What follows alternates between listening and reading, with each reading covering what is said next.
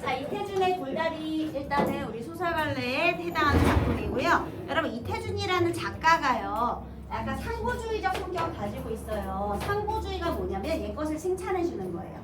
그래서 전통적인 가치를 옹호하는데요. 그게 왜 그러느냐. 아까 선생님이 지금 이 글의 배경이 1930년대 후반이라고 했잖아요. 그래서 지금 시공간적 배경, 시간적인 배경이 1930년대. 그러니까 일제강점기. 여러분 일제강점기는요. 일제에 의해서 우리가 강제로 근대화가 이루어지던 시기예요.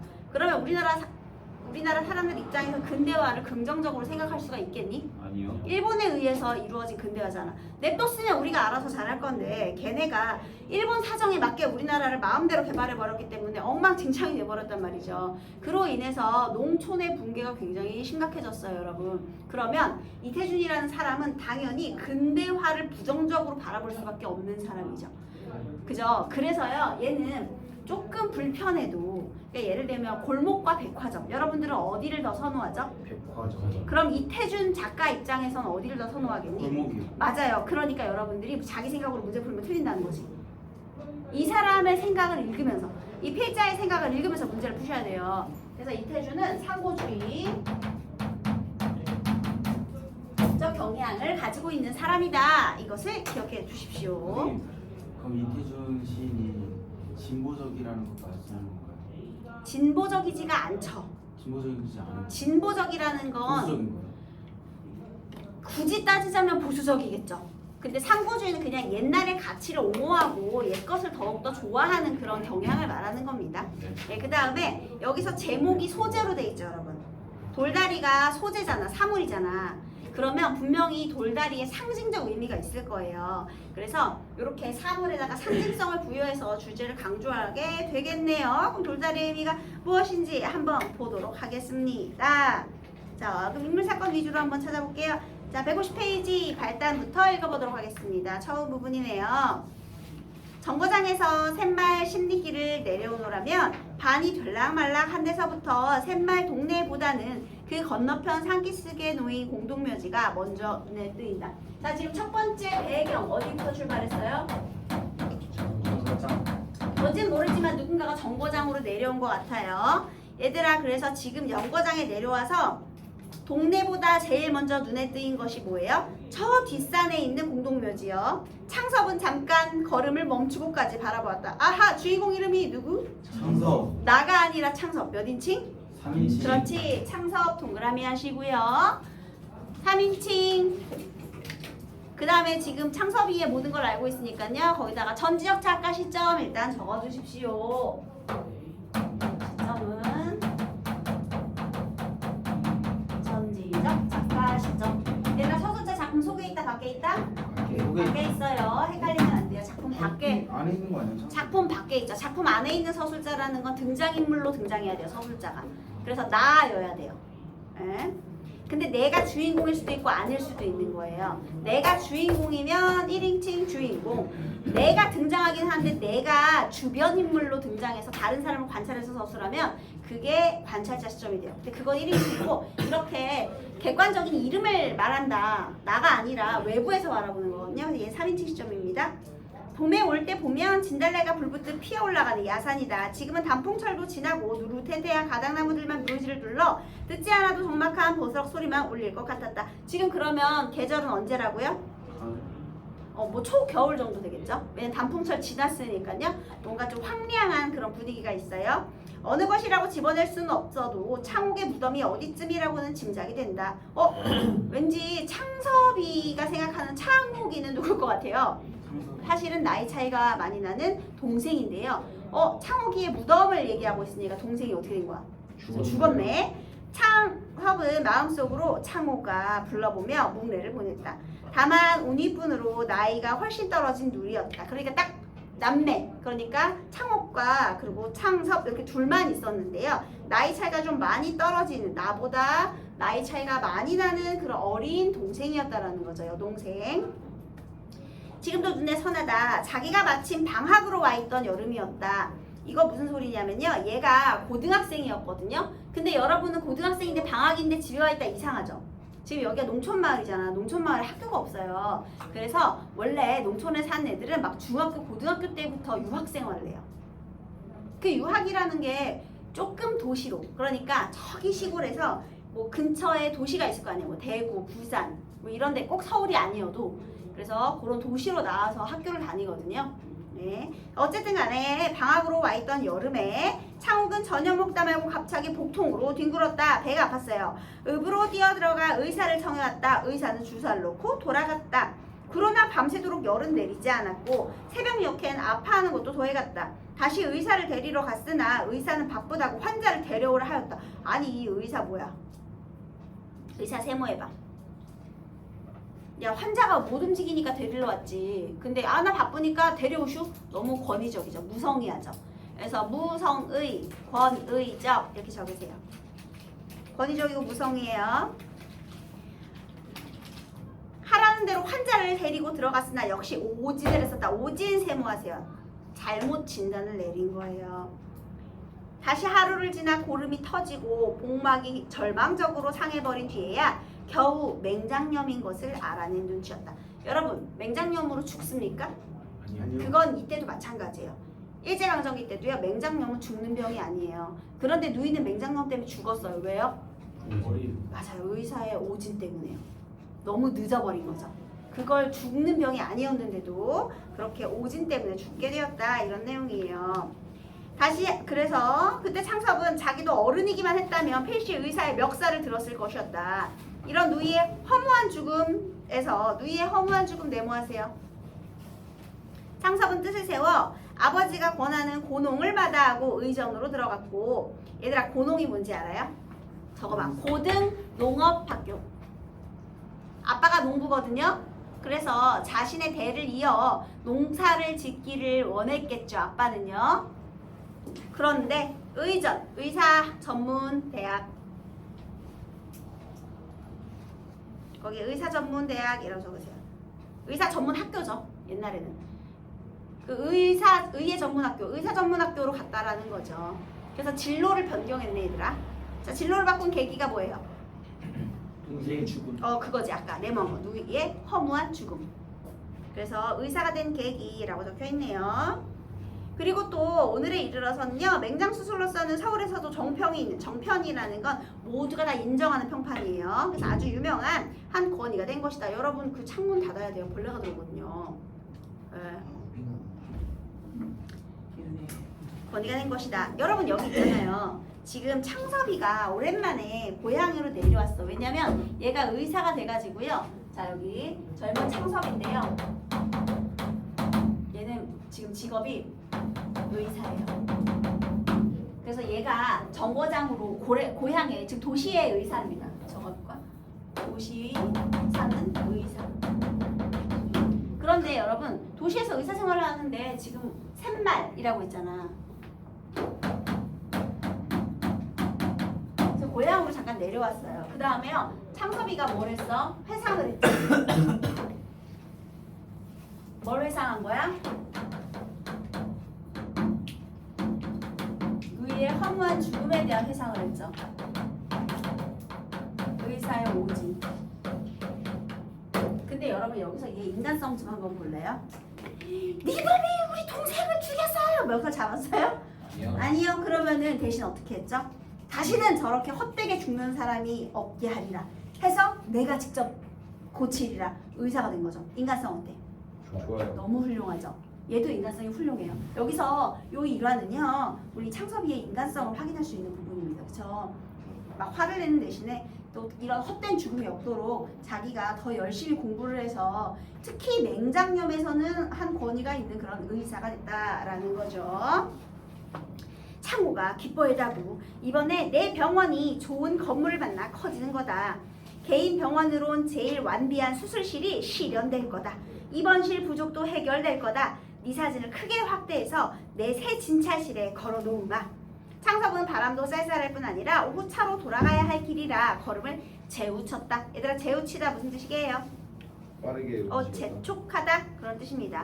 그래서 여러분 누이의 허망한 죽음으로 얘가 저기 이제 고등묘지를 바라보면서 원래 고등농업학교를 갔어야 되는데 의사 전문대학으로 진로를 변경해서 얘가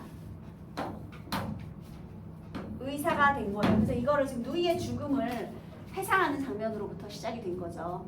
자, 그 다음에 얘가 여기 고향에 왜 왔는지 대충 알 것 같네. 뭐예요? 병원이 좋은 건물을 만나 커지는 거다. 병원의 확장을 꿈꾸고 있네. 그치? 얘들아, 병원 그냥 개업하는 거야? 아니요. 아니야, 확장하는 거야, 얘들아. 근데 확장하려면 뭐 필요해? 돈. 그러니까 뭔가 왔나 보다, 아빠한테. 자, 이런 내용이네요. 그래서 얘가 아침에 일찍 왔고요. 오후 차로 돌아가야 된대요. 여러분 여기서 하룻밤 주무셨나요? 요분요? 아니요. 네, 그래서 이렇게 누이에 대한 내용을 이야기했고요. 발단 끝났습니다. 이번에는 전개. 그래서 이제 누이를 하고요. 그 다음에 길은 그전보다도 넓어도 좁고 바닥도 평탄하였다. 비나 오면 진흙에 헤어날 수 없었는데 보판으로는 장알이 깔리고 어떤 보고 좁아서 소바리가 논으로 미끄러져 들어가기 십상이었는데 얘들아 소바리가 뭔지 알아요? 바리바리 짐 실은 소예요. 소바리가 짐 실은 소야. 그래서 짐을 실은 소가 논으로 막 이렇게 미끄러졌었는데 바위를 갈아내어서까지 일매지게, 여러분 일매지게 무슨 뜻이에요? 가지런하게 넓은 길로 닦아졌다. 창섭은 이럴 줄 알았다면 정거장에서 자전거라도 빌려 타고 올 걸 하였다. 자, 지금 내가 여기에 와서요. 지금 길을 따라 정거장에서 이제 길을 따라 걷고 있는데요. 길이 굉장히 엄청 정돈이 잘 되어 있는 걸 확인한 거죠. 그쵸? 네, 잘 정돈되어 있었는데 옛날하고는 다르게.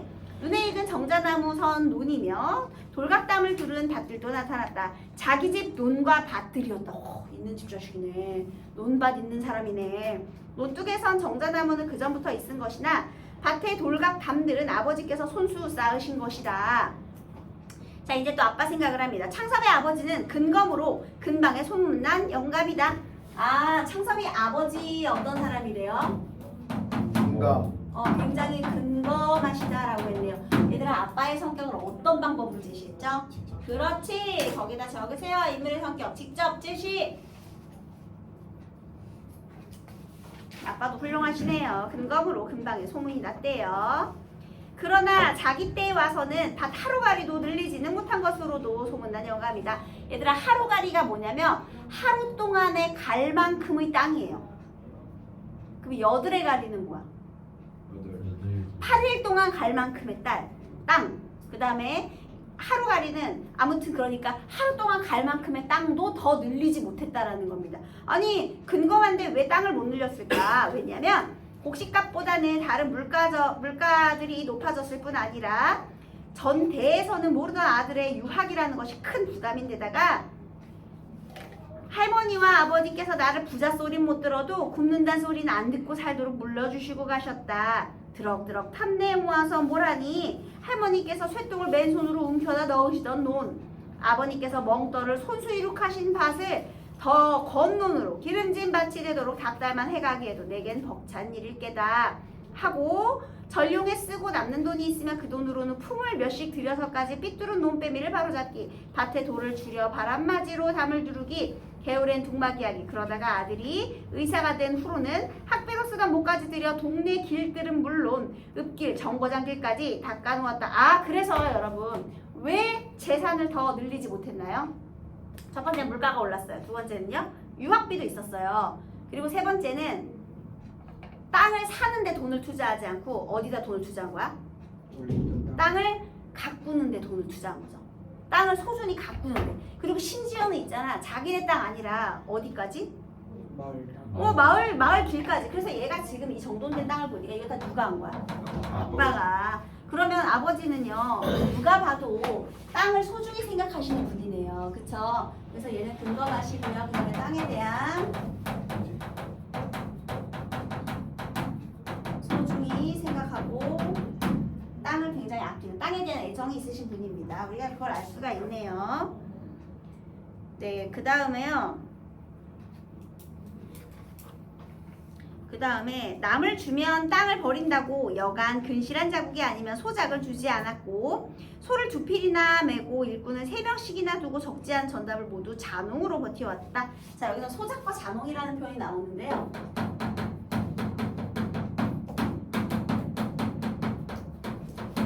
너네가 만약 그러면 그 건물에서 직접 장사하고 싶어? 아니 그럼 건물 가지고 있으면 뭐 하지 대부분? 팔죠.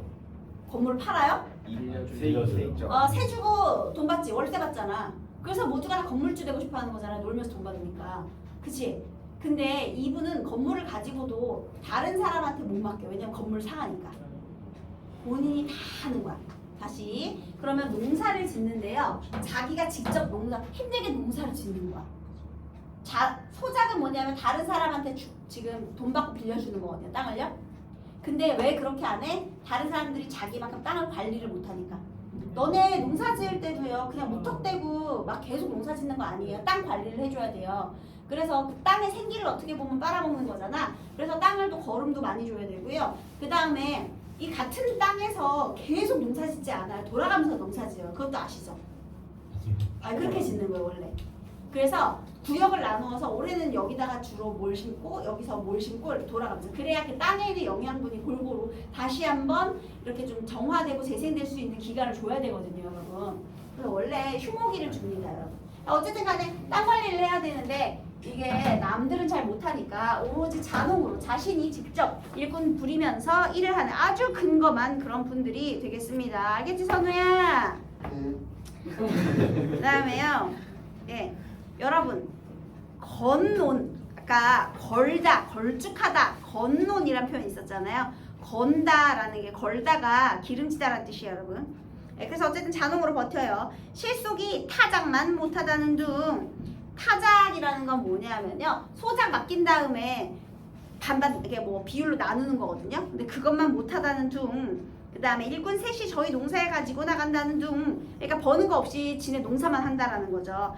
이해만을 따져 비평하는 소리가 많았으나 창섭의 아버지는 땅을 위해서는 자기 이해만으로 타산하지 않았다. 이해가 이익과 손해인 거 아시죠? 이해 타산하는 거 싫어합니다. 그럼 뭐예요? 애정으로 대하는 거죠. 애정으로 대하고 계산적이지 않다라는 거예요. 그러니까 이 땅에 대해서는 아빠는 땅에 대해서는 애정을 가지고 있고 이 땅을 계산적으로 바라보지 않는다.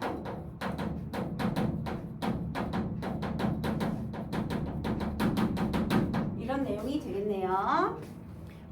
네, 그 다음에 이와 같은 임자를 가진 땅들이라 곡식은 거둔 뒤 그루만 남은 농과 밭이 돼 그 바닥들의 고르고요. 그 언저리들의 발음 흙의 부드러움이 마치 시루떡 모파이나 대하는 것처럼 누구의 눈에나 탐스럽게 흐뭇해 보였다.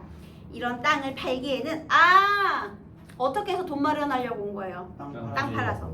아무리 수입은 몇 배가 더 나은 병원을 늘리기 위해서나 아버지께 미안하지 않을 수 없었다. 그러나 잡히기나 해가지고는 3만 원 돈을 만들 수가 없었고 그러니까 담보대출로는 안 되고 서울서 큰 양관, 양식 건물을 손에 넣기란 돈만 있다고도 아무데나 될 일이 아니었다. 이렇게 되는 겁니다. 자 여기서요 아주 중요한 땅에 대한 생각이 나타나 있네요. 그래서 결국 창섭이와 아버지는요 서로 가치관의 차이를 보이고 있는데요. 특히 땅에 대해서 아버지는 땅은요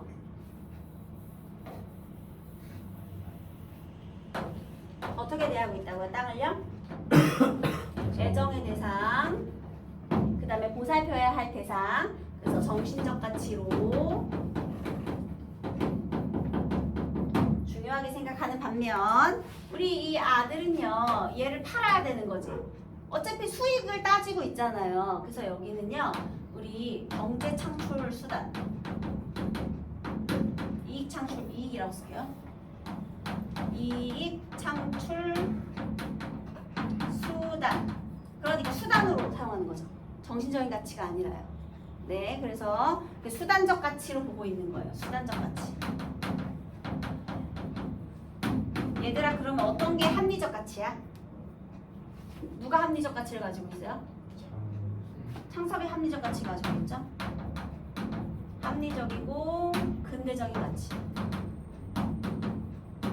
얘들아, 땅 소중하니까 절대로 팔지 마. 이거 합리적이야, 비합리적이야? 파는 게 더 돈인데 비합리적이야. 아빠는 비합리적이고 여기는 전근대적.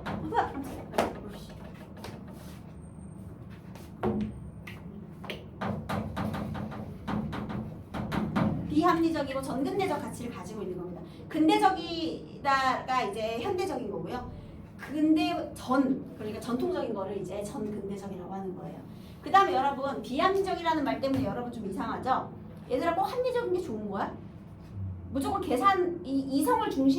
이성적으로 생각만 하는 게 좋은 거예요? 때로는 우리 감정적으로 공감을 해야 될 때도 있는 거예요, 여러분. 그거 어떤 게 더 좋은 거라고는 할 수 없는 거야. 이성이든 정신이든 얘들아, 그치? 근데 그거를 그냥 이성적으로 계산적으로 생각하는 걸 합리적이고 그렇지 않은 걸 비합리적이라고 그냥 그렇게 말할 뿐입니다. 네, 그래서 이제 땅을 팔아서요. 아마 근처에 큰 양식 건물이 하나 나왔나 봐요. 그래서 그걸 사가지고 병원을 확장할 계획으로 왔나 봅니다. 됐죠? 그러고요. 아버지께선 내년이 환갑이시다. 아빠 아직 환갑 됐어 안 했어? 안 됐어요. 50대 여러분, 60대 안 됐어요. 어머니께선 겨울이면 해마다 기침이 도지신다. 진작부터 내가 모셔야 했을 거다. 그런데 내가 시골로 올 수는 없고 천세인 부모님이 서울로 가시어야 한다. 한 동네에서도 땅을 당신만치 못 거둘 사람에겐 소작을 주지 않으셨다. 땅 전부를 소작을 내어 맡기고 서울 가 편안히 계실 날이 하루도 없으실 게다. 아버님의 말년을 편안히 해드리기 위해서도 땅은 전부 없애버릴 필요가 있는 거다. 여기 줄 치세요. 아버지의 말년을 편안하게 해드리기 위해서 땅을 팔아야 된대요. 이게 뭔 소리야. 아빠한테 소중한 걸 팔아야 된대. 아빠가 신경을 쓰니까. 말도 안 되는 궤변론이에요. 그래서 거기다가요. 자기 합리화 이렇게 적으세요. 여러분 아빠에게 있어서 땅은요. 부모라고 생각을 해보세요. 여러분. 내 자식이거나 내 부모거나. 그러니까 가족이라고 생각을 해보세요. 여러분. 자식이 당연히 옆에 없으면 신경을 쓰지 얘들아. 내가 만약에 도시에 가 있어. 근데 시골에 내 자식이나 내 가족 아니면 부모님이 남아있어. 그럼 신경 쓰는 거 당연한 거야 얘들아. 그렇다고 팔아?